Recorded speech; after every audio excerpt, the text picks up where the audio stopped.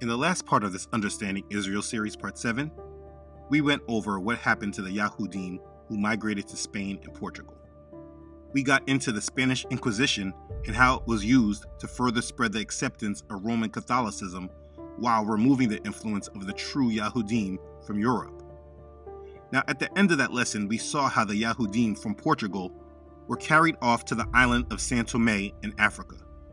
And as a proper conclusion, it may be expected that the next lesson will be about the transatlantic slave trade. This actually is where I thought the lesson was going as well.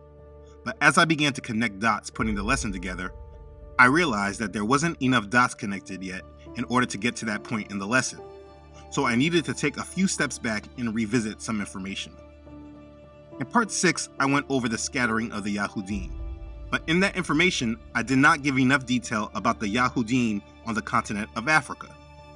Part 6 dealt more with the scattering that happened in Europe, which is how we saw the Yahudim get to Spain and Portugal.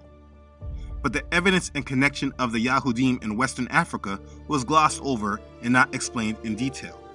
So before I get to the transatlantic slave trade that fulfilled prophecy of the curses of sending Yasharel back to Egypt in ships, along with the prophecy of scattering them further into the nations, I want to discuss the history of the Yahudim in Africa. Now please remember and note for those who may be confused. As the teachings grow, I have been led to break away from the terminology used by the system. And in order to stay away from the AI bots who look out for certain words, as well as stay more aligned with the truth instead of the assimilation, in certain cases, I use the Hebrew term instead of the English word. So when I say Yahudim, it is what you may refer to as Jews. This is what I'm referring to when I say Yahudim. When I say Yasharel, it is what you know as Israel. Just to make sure there is no confusion, I wanted to be clear.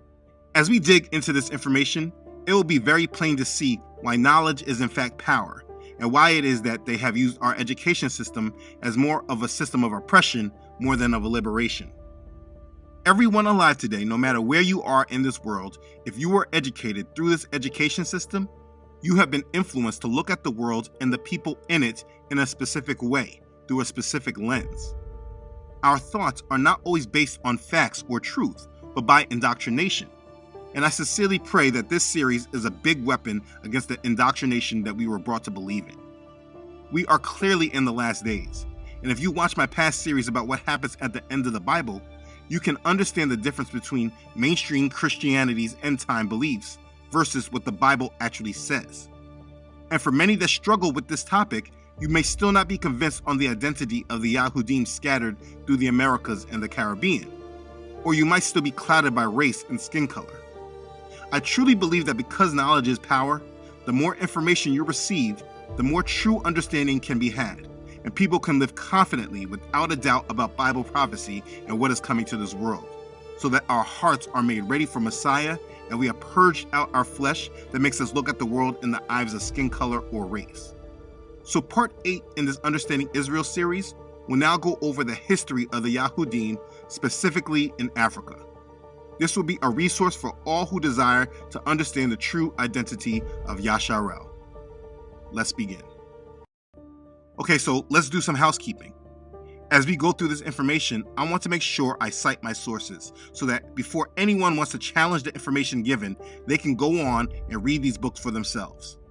We have a great resource from Dr. Alan Godby's book, The Lost Tribes, A Myth. We have Nahum Schlouch's book, Travels in North Africa. Joseph J. Williams' book, Hebrewisms of West Africa. And we have Rudolph Windsor's book, From Babylon to Timbuktu, who I actually would really like to thank for his studies and due diligence on this subject. These 4 books provide the information that will be presented in this video. Again, The Lost Tribes, A Myth book is on my site as a PDF because if you want to read this book for yourself, the book sells for $10,000 on Amazon. I am also placing the other books as PDFs on my site in case you cannot afford to purchase the books on your own. But if you can, it's better to buy the books and read it in your own hand. Now let me say, in reference to the book by Nahum Schlouch, Travels in North Africa, this is a special book because this man, who himself identifies as a Jew, he is a white Jewish rabbi who visited the Jews of North Africa and the Sahara in 1905. He spent 10 years of travel in North Africa to do a scholarly study of the history of the Jews of Morocco. Before I go in depth on the subject, I want to cover this because as I cite his work, I want you to understand this book. In the foreword of his book, he writes, "I was struck by the great importance of the problem of the ethnic and historic origin of the various groups of the African Jews. Little attention had been paid to this problem, but I saw that the study of the question might well throw new light on the origins and history of Judaism throughout the whole Mediterranean basin. On taking into consideration the conclusions reached by general African research, I realized that the special conditions peculiar to Africa and the scarcity of documents were sufficient to discourage the most zealous historical adventurer. I saw that only one course was open to me, i.e., to follow the example of all historians of Africa and to undertake a series of voyages across northern Africa, visiting in person localities of historical interest and collecting historical evidence, both documentary and traditional, touching on the life and customs of the Jews of Africa." So I wanted you to know that first. The information that he provides is based on this approach, which is awesome. This is firsthand from the beginning of the 20th century. This is also another awesome book, and I do recognize that it's not easy to come by as well. So like I said, I have placed a PDF to this book on my site to download as well. The link is in the description box. Knowledge should be free. So let's get into it. Okay, so in part 7, we ended it with the Yahudim being sent from Portugal to São Tomé in Africa in the late 15th century. This was after the Yahudim of Spain were banished in 1492 after they were involved in the Spanish Inquisition. This is where we ended, but I do want to do a complete rewind in history and go back a taste. We must go back to the point where we were at in part 4 after Islam was started and the Mohammedans started their conquest. The Yahudim in Arabia were given a choice of either accepting Islam or leaving the land. And of those that did not accept Islam, they left Yemen and passed on to East Africa. And that will be the point where we start in this part of the series. Now, you know, when we go through history or learn about history in school, we are only taught about the history that they want us to know of. Yes, in some schools, some of us are taught biblical history, but because they hijacked it and switched out who the Bible was actually written about, most people don't really truly understand the Bible because they have placed false identities in. Now, in regards to world history, we of course know about European history. From the Greeks to Roman Empire to the Ottoman Empire, the Holy Roman Empire, the history of England, onto American history. Yes, we know all this history. The history we are taught about are the ones in power, and the history books are made with them as the focus. If you want to learn something about anything else, you are left to do this on your own. And this is why history is so one-sided and not really understood. And this is the challenge with a topic like this when speaking of history in Africa.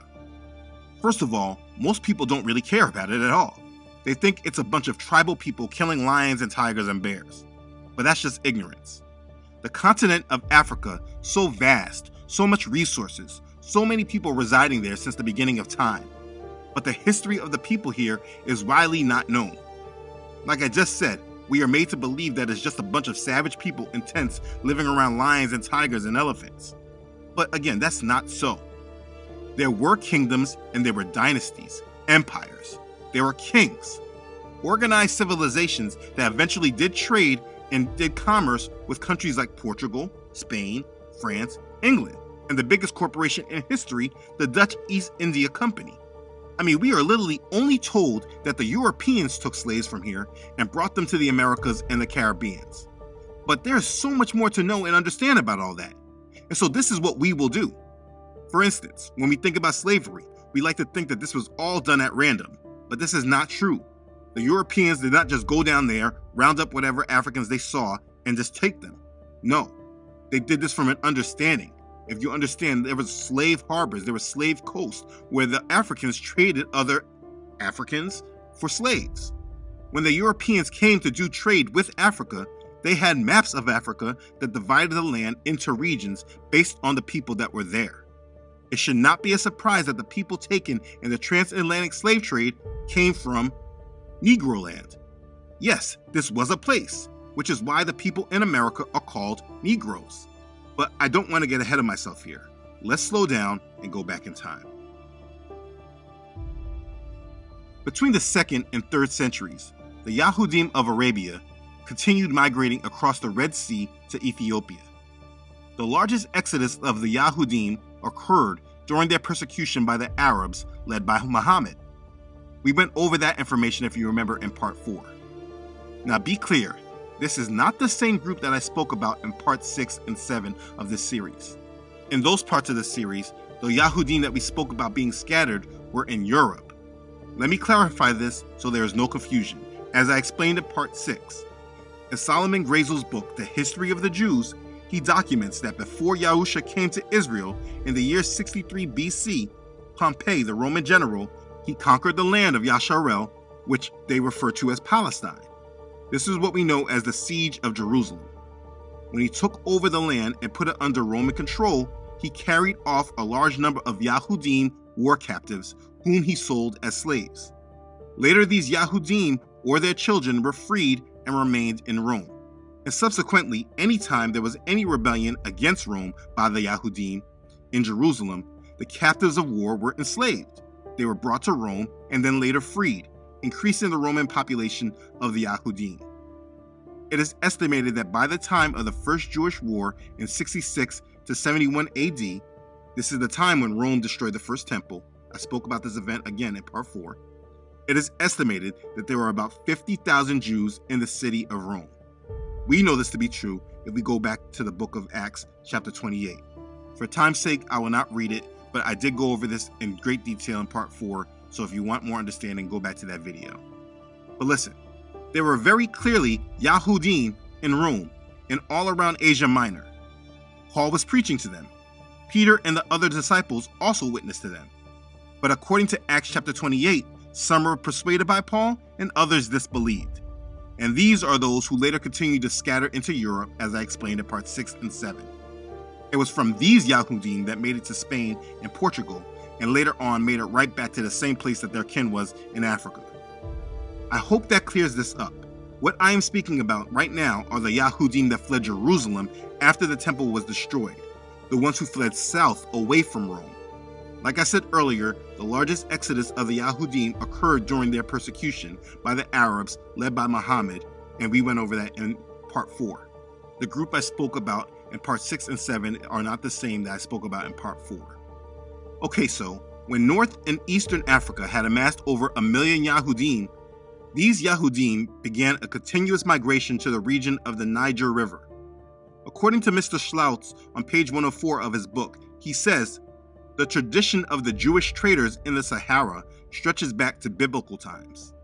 On page 344, he writes, and it is not at all surprising to encounter in every part of the desert traces and even survivals of a primitive Judaism which at one time played an important role in the whole region of the Sahara from Senegal to the very borders of Somaliland. He was very clearly explaining that in his travel during the early 20th century, he was still able to see and encounter evidence of the Yahudim in Africa, in this whole region here, during his travels. If you understand how they scattered, you understand that when fleeing Roman persecution, they went back south into Africa. If you remember in part 4, I posed that question to you. What you have to do is you have to decide whether you believe that when the Jews fled Judea after the revolt, that they headed north into more of the Roman Empire where the Romans were the strongest, or did they flee south into Arabia and back down through Egypt towards Ethiopia where they already had a relationship with the people there? You see, mainstream history wants us to believe that they went north through the Caucasus Mountains. But as we dig even more into history, we will see that this was not true for the majority. And from this historic account, we'll see that when people want to say that the Jews were not African, this part of the evidence will be the first part where people are able to understand why that claim of the Jews coming from Africa is actually correct. Mr. Slaus is just confirming that information. So people that deny that the Yahudim were in Africa are very clearly denying history. So let's take it from there. The first foundation of this lesson we will discuss will be the Hebrew Empire of what we know today as Ghana. The ancient Hebrew Empire of Ghana was established in the Western Sudan. According to Slouch on page 344, there was a Jewish tribe called Rechab. Now, please, as we're going through this, please forgive my pronunciations. There's a lot of different names. Please forgive my pronunciations.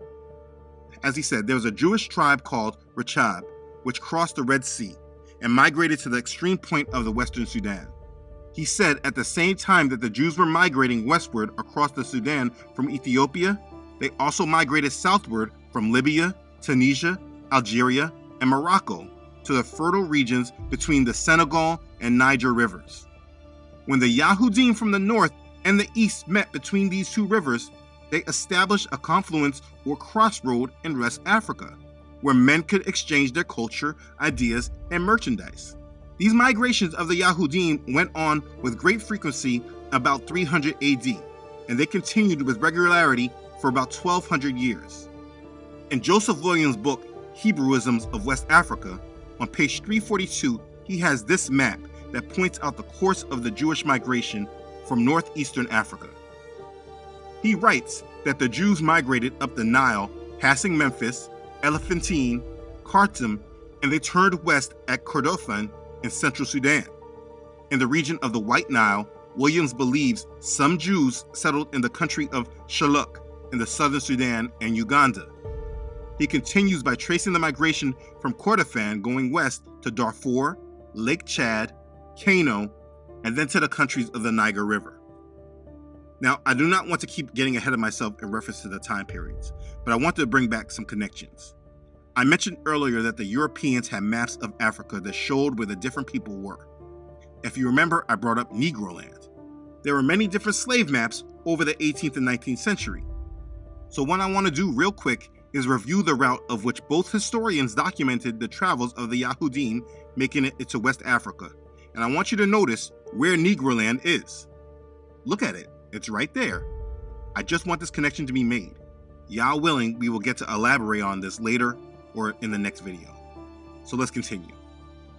If you have ever heard of the Songhai Empire, which was an empire that dominated the Western Sudan in the 15th and 16th century, it replaced Mali as the most important empire in West Africa, spelled like this or like this.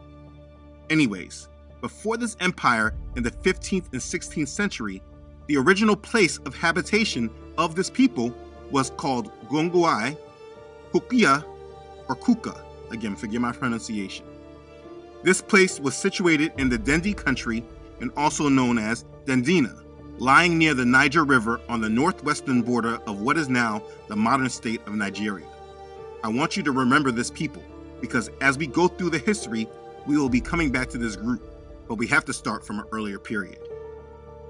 Right here is Kuka, and this man that I'm illustrating is Za el-Yemeni. He came to Kuka about 300 AD. He established a line of kings known as Za, Ja, or Dia dynasty. This founder of the first Sudanic dynasty in Western Africa was a Yahudi. He was a Hebrew. His name is sometimes written as Za el-Ayaman. Za el-Yemeni came to the Niger country by way of Ouargla in central Algeria today. It's written like this, Ouargla. Ouargla was a great trading center of the Yahudim. Professor Godby said that Za, the founder of the first Yahudim dynasty, established his capital later at Gao, on the eastern upper Niger River. Schlautz writes, on page 344, the Arabs, Moors, and the Sudanic writers attribute to the ancient black African Hebrews the establishment of the first empires, the erection of the first public buildings in the country, the construction of the first canals and irrigation systems, and the institution of a social economic regime which still survives in all Saharan communities. As the Yahudim migrated into Western Africa, they took control over the indigenous tribes of the land, which eventually, as we get into history, is why they were easily targeted to be sold as slaves by these same tribes later. But let's not get ahead of history.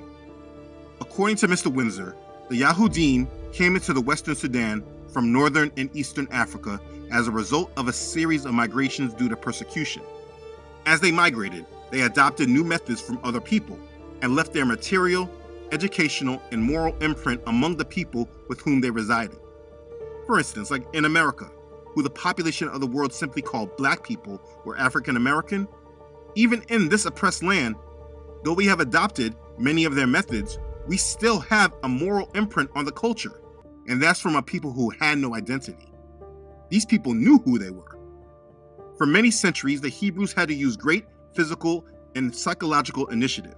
They cannot afford to be complacent or show no concern about their surroundings and where they were. They were hated, so if they got too comfortable or complacent, that could mean cultural stagnation or death. The Yahudim imported into the western part of Africa a superior material, educational, and moral culture soon after 300 AD. And this cultural advancement was not duplicated or exceeded until the ascendancy of the Mohammedan leader Mansa Kakan Musa of Mali in 1312 AD. I'll get to him. In the 3rd and 4th centuries AD, the Africans on the west coast did not possess the cultural superiority of the Africans that were on the north and east coast. The Yahudim had an advantage over these African tribes because they carried their culture, their history, their laws, and written records with them. They were already organized. They were already a people. This assured them a constant precedent for the development of a higher social organization. Because of the stability of the Hebrew culture, the Yahudim were not absorbed into the indigenous population. They already came from laws that told them how to be and how to act, which none of the other nations had. They made use of every opportunity. They were an industrious and skillful people. From the Yahudim, Ghanaian states were found kings, princes, governors, generals, secretaries, treasurers, revenue agents, judges, architects, engineers, doctors, historians. The black Hebrew kings of Ghana had 2 titles. 1, Kayamaga, which means master of gold, and 2, Ghana, which means war chief. On his map on page 256, Professor Godby says that 22 Hebrew kings reigned in Ghana before the Hegira in 622 AD, and 44 had reigned by the year 790.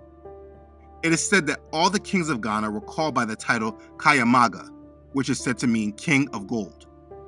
Humbi was the ancient capital of Ghana. It was located in the southern part of the present country of Mali. During the Middle Ages, the name Ghana, it was not used to designate the country that we know today as Ghana. Ghana was a title of its kings. Ghana means strong warrior king, war chief, and was the title accorded to the kings of the medieval Ghana Empire in West Africa. This empire was a Hebrew empire. When you really think about this, it really indicates the greatness and splendor of those kings, because even after the decline of the Za dynasty, which these men came from, they began to call this country after the title of its kings, which is Ghana. Let's keep going. The foundation of the Ghanaian Empire was based on the affluence of gold and iron. The use of iron in Africa, especially Ghana, revolutionized the social and military systems. Ghanaians fought many wars against their neighbors, who did not use iron but fought with bars of ebony.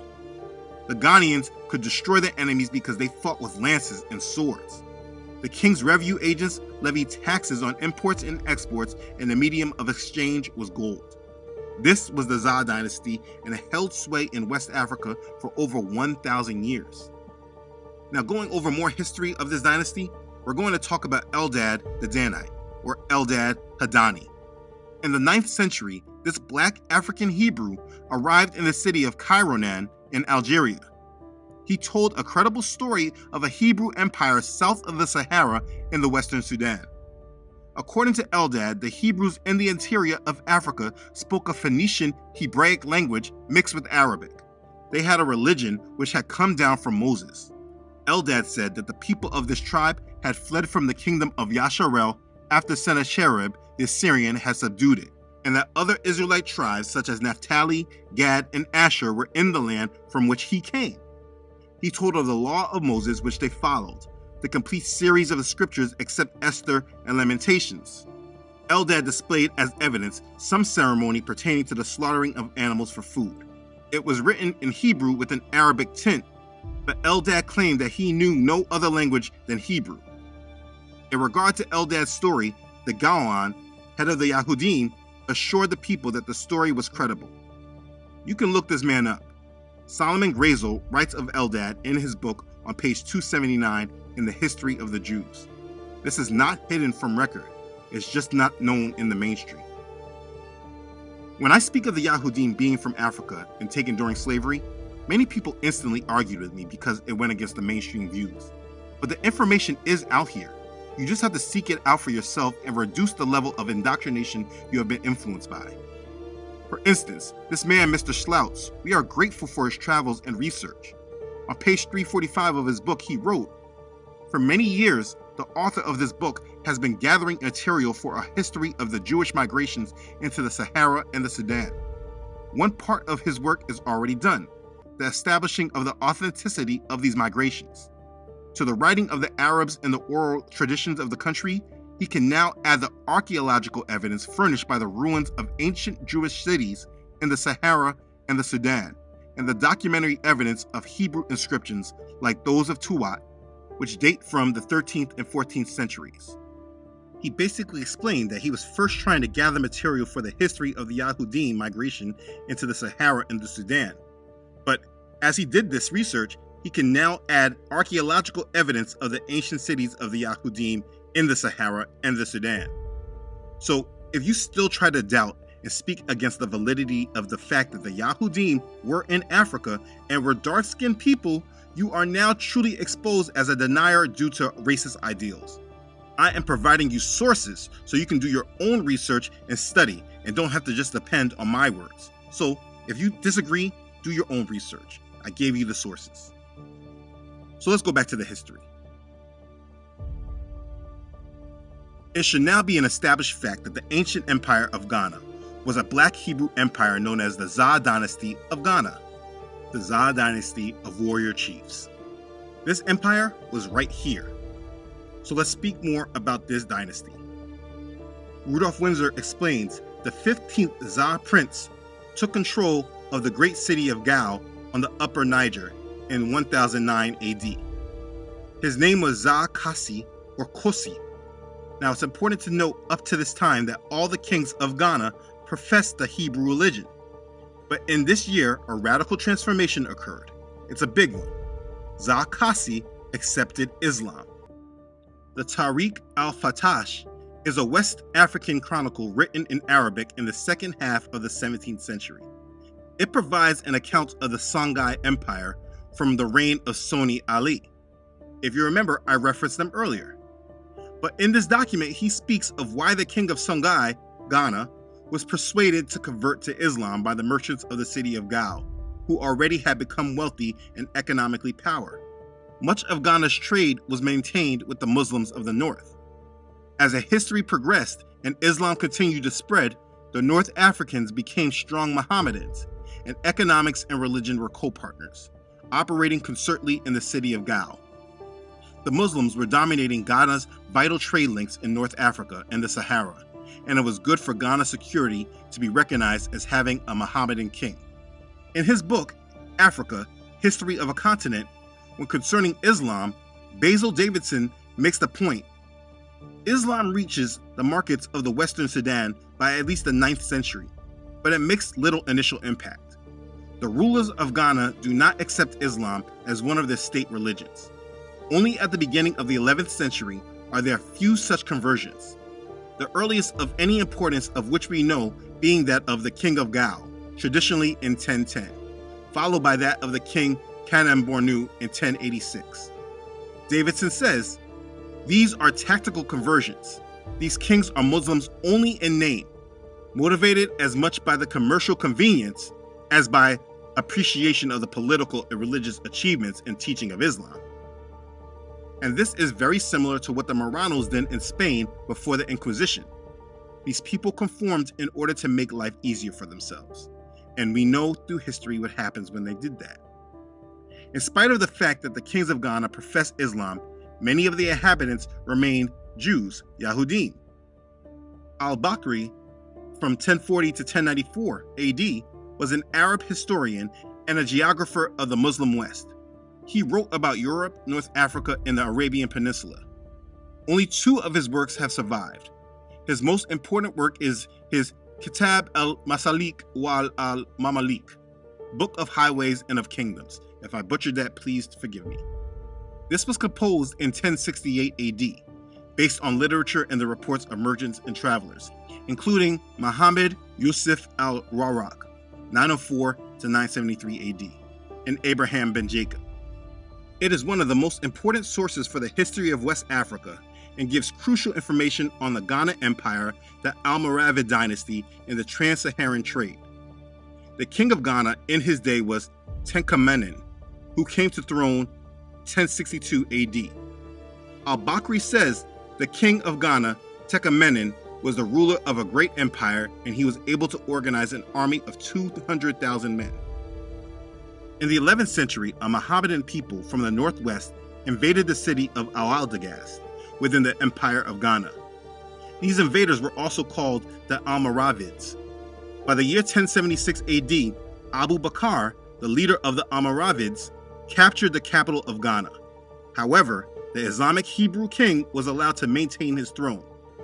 Tenkamenen paid tribute to Abu Bakr. And at this time in history, Gao, or Gako, known as the capital of Ghana, was separated into two cities. The first city had the residence of the king. This city contained a fortress which was surrounded by a wall. The second city contained 12 mosques in which the Mohammedan merchants could settle or wait until they transacted their business. This description given by al-Bakri leaves us with the impression that the city of the king's residence was probably inhabited mainly by Yahudim, because there was a great distinction between the king's residence and the residence of the Mohammedans. In the city of Gao, the Islamic religion was influential, but only a Muslim could be king. When a new king ascended the throne, 3 royal imperial emblems constituting the Quran, a sword, and a ring were received by the king. What I am saying here is that from the early 11th century, the Hebrew kingdom of Ghana was no longer known to be a Hebrew Yahudim kingdom, but an Islamic kingdom, and regardless of whether the conversions were true or not, history has shown that once this happens, the people begin to lose their identity. Again, this history is very similar to that of the Marranos in Spain. Once they assimilated, they were defeated. And this brings us to Mansa Musa and the Empire of Mali. The Empire of Mali is also called the Melestine Empire. The rulers and people of the Empire of Mali were black Africans of the Mandingo tribe. This tribe was originally situated in the territory known today as Guinea, Sierra Leone, and northward.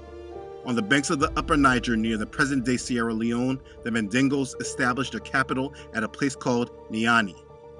Let me be clear, this was not a Hebrew empire. That's not where I'm going. These were Hamites.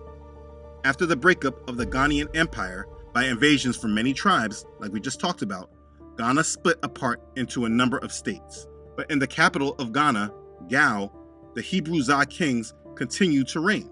During this time, many people who were subject in service to Ghana proclaimed their independence from them after the chaos set in. The most celebrated and known of these people were the Mandingos, who established the nucleus of a new empire about the middle of the 13th century, 1240 AD. The Mandingos were a successful agricultural people. They were blessed with the ability of rivers which they used for irrigation. They grew rice and other staples which contributed to a rapidly growing population. So let's talk about them real quick. The king of Mali, who was rendered credit for the establishment and organization of an imperial system in Mali, was Sundiata. Sundiata knew that power was contingent on wealth. Most of the wealth was in trade, and most of the trade was in the hands of Muslims. Consequently, he converted to Islam. Almost 100 years after the death of Sundiata, a powerful king emerged in Mali. His name was Mansa Musa. During his lifetime, 1312 to 1337, his accomplishments transcended his predecessors. His empire extended from east to west, beginning at the Atlantic Ocean to northern modern Nigeria, and from north to south, reaching almost from central Mauritania and extending to the borders of modern Guinea and the Ivory Coast. In 1326 AD, Mansa Musa made pilgrimage to Mecca. We know the holy city of the Mohammedans. It is said that he exhibited a marvelous splendor that astonished the spectators. He arrived in the east with thousands of foot soldiers and over 60,000 mounted warriors. In addition to his soldiers, he had 500 slaves, each carrying a rod of gold weighing 6 pounds. As contributing to the holy cities, he gave 20,000 pieces of gold. Mansa Musa is not only remembered for his pilgrimage, trade, and military accomplishments, but also for his public constructions. The king of Mali built a palace and several mosques in the celebrated city of Timbuktu. He was known as a champion of Islamic religion and learning. You see, for me, I have always heard stories about the power and wealth of Mansa Musa. But as I review this history, he has nothing to do with my family tree or history, and that's why I bring him up in this history. Though he was a very powerful, wealthy king, he has nothing to do with the Hebrews. And just because he was a black king that the establishment likes to allow us to know of, it does not mean that he has anything to do with the history of the Hebrews besides conquering them. They only let us celebrate those who have conquered us. When Mansa Musa was on his pilgrimage, his general of Mali took control of Gao, again the capital of Ghana. Then Mansa Musa returned from Arabia by way of Gao and accepted the surrender of the king of Ghana and his nobles. Among these prisoners were Ali Kulon, and his brothers Salmarnar, the sons of Za Yasebi. These Hebrew princes were appointed as pages at the court of Mali about 1335 AD. It was not too long before the princes of the Za dynasty escaped from the court and army of Mali. They then organized an army and fought the king of Mali. Ali Kulon entertained a profound hatred against the Mali conquerors because they had subjugated his people. In the latter parts of the 14th century, the army of Ali Kulon, later called Soni, the liberator Ali, made attacks on Niani, the capital of Mali. Yearning for independence, Soni Ali desisted in paying tribute to Mali. Because of the exploits of Soni Ali, the Za dynasty of Gao acquired a new name or title. The dynasty after Soni Ali is called Soni or Shi dynasty. There are about 17 or 18 Islamic Hebrew kings in this dynasty, the Soni or Songhai dynasty. And this brings me back to where I first started when I brought up the Songhai Empire. If you remember much earlier on when I was explaining the Kuka, the location of which Za el-Yemeni found the Za dynasty, I said the Songhai Empire was an empire that dominated the Western Sudan in the 15th and 16th century. It replaced Mali as the most important empire in West Africa. This empire was a Hebrew empire of the Yahudim that had history from the 4th century to now where we are at in this history to the 15th and 16th century.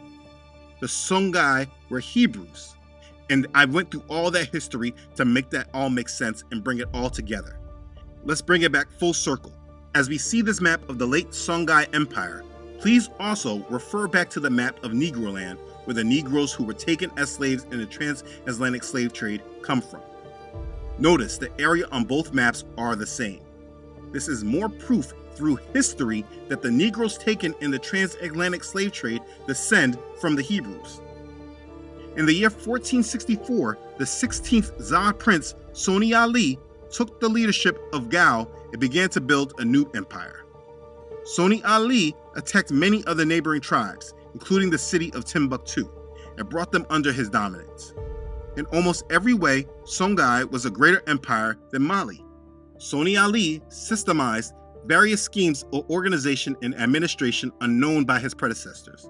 He appointed governors over his territories and organized a standing professional army consisting of echelon, including a navy on the Niger. The Songhai Empire seems to have begun with Soni Ali I. This was the time of the decline of the Empire of Mali in the year 1350 AD. And the fall of the Za Soni dynasty happened at the time of the rise of the Askian dynasty. According to Professor Godby, the Za Soni dynasty of the Black Hebrew kings was terminated about the year 1492 AD. And there's that year again. We're going to stop at this point of time in history because there's much more to discuss and I do not want to overwhelm you with all this information. Though in a video like this, I'm sure I probably already did. But let me just restate this and make sure it's above and beyond clear. The people who are known as Negroes, who were sent as slaves to the Americas and the Caribbean, these Negroes come from Negroland, which is a division of people placed on the European slave maps from the 17th to 19th centuries. This land of Negroland consisted of the people who come from the Songhai dynasty. This was a people of Hebrew heritage who started from Soni Ali, the king, who was, of course, of Hebrew descent. The Songhai dynasty took over the Mali dynasty, which came before them. The Mali Empire came into power after taking power from the Empire of Ghana, also known as the Zah dynasty. This empire of warrior chiefs was an empire of Hebrew kings that had rule over West Africa from the 4th century AD to the 14th century, when the Empire of Mali took control.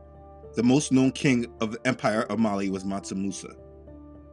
The Empire of Ghana was a Hebrew kingdom, and they consisted of the migrants who fled from Jerusalem from 70 AD when Rome burned the temple.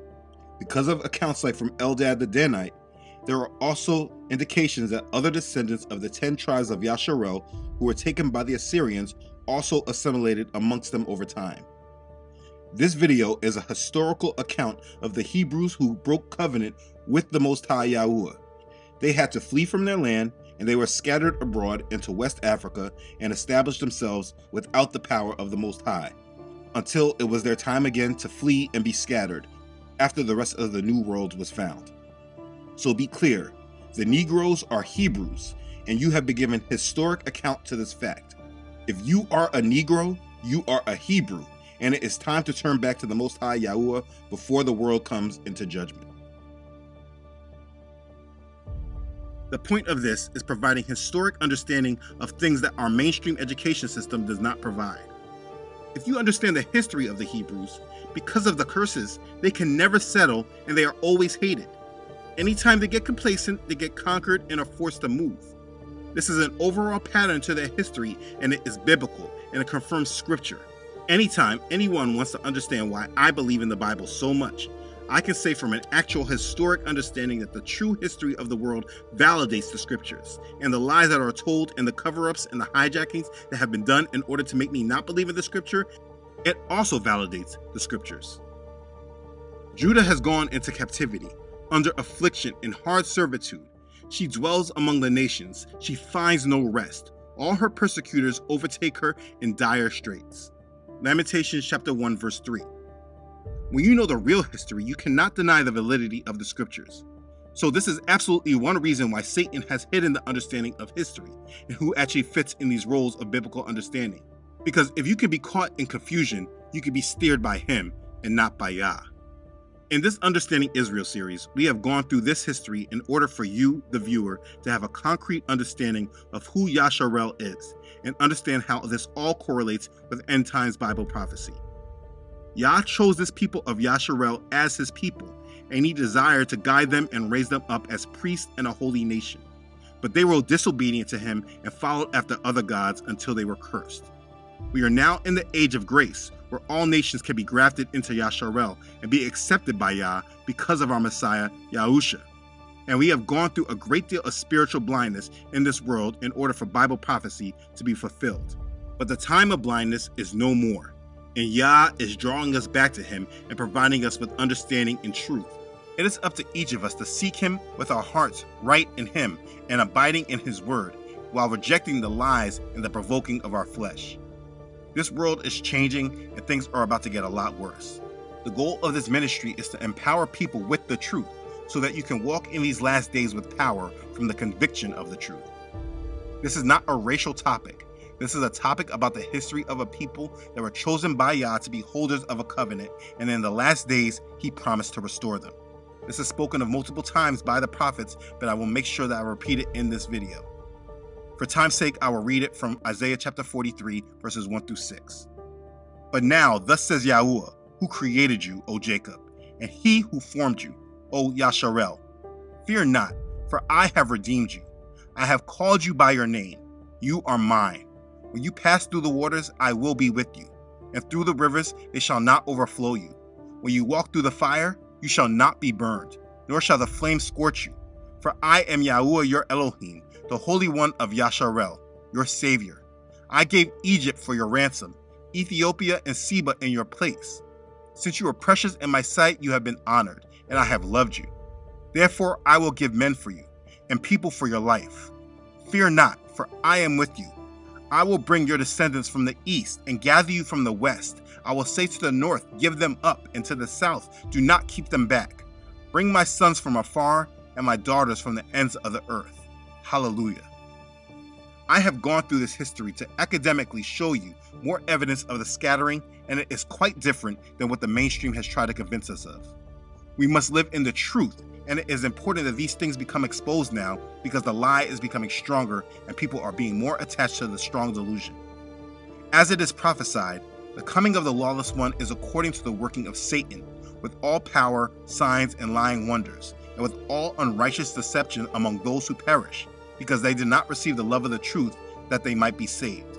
And for this reason, Elohim will send them strong delusion, that they should believe the lie, that they all may be condemned who do not believe the truth, but have pleasure in unrighteousness. 2 Thessalonians chapter 2, verses 9 through 12. Listen, the world, they can believe whatever they want. We can see where all these lies are leading us to. It's leading right to the forming of a one-world religion, leading to the rebuilding of a temple for all faiths, and leading to the coming of the lawless one who we know as the Antichrist. It is up for each of us to live in the truth and stay out of the strong delusion. For many, if you just applied Yah's word and reviewed who the curses of Deuteronomy chapter 28 best apply to, then this amount of history would not be needed, because you are applying the word along with discernment. Based on the curses that he has said, they shall be upon you for a sign and a wonder, and on your descendants forever. That's Deuteronomy chapter 28, verse 46. Based on these curses that he said would be a sign, looking for this sign and wonder would be easy to apply if we just looked at history, ongoing history to this day. You know we've been fighting 400 and still fighting to this day. To this day. To this day. There's so many different curses.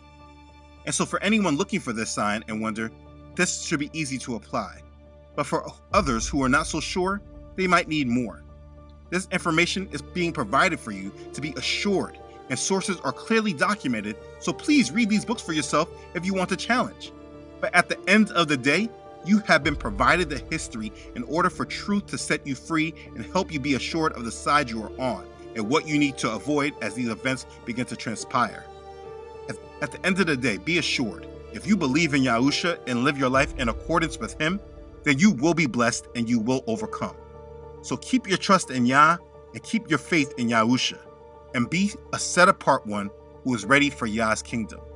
Because please understand, our redemption and the fulfillment of our promises are right ahead. Be ready for them and be blessed.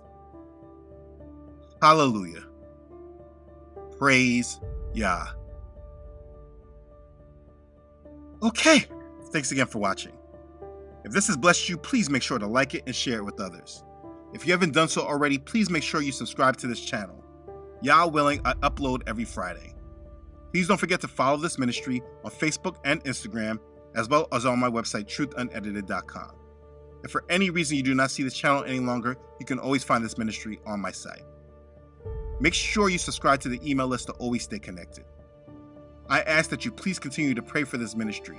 Your prayers and support are sincerely appreciated. As always, thank you to those who donate to this ministry. Your contribution is a huge blessing to this ministry and helps continue on with this assignment. There's a lot of work done. Your support is a blessing. I'm always humbled by your support and I'm very thankful for you. Be blessed. Okay, thanks again everyone for watching. I love you all.